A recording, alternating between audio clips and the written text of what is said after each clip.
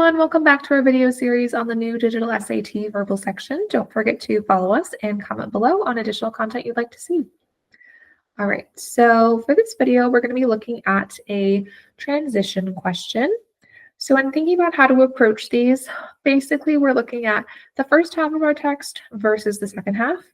So kind of before our blank and after our blank to figure out how the ideas are related in this passage, because that's going to indicate what transition we would want to use to connect them. So looking at the first half, which is basically this sentence and above, so we have most conifers are evergreen. That is, they keep their green leaves or needles year-round. However, not all conifer species are evergreen. All right, so pause for a second. Looking at the first half of the text, we're introduced to conifers and how they are evergreen, one of their characteristics. It tells us what that means, but then we're told that not all conifer species are evergreen. So we were told most are evergreen, but not all. All right, so that's our idea in the first half. So looking at the second half, we have larch trees lose their needles every fall.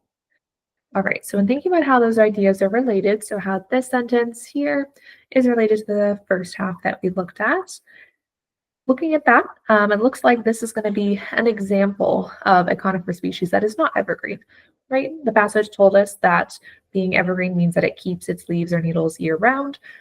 In this case, we have larch trees as an example of one that does lose its needles every fall. So we would need a transition word that indicates an exemplification relationship, essentially. So looking at our options, for instance, is going to be our correct answer. For example, for instance, basically the same thing. So that's what we're going to use for this question, answer A. All right, follow us for more.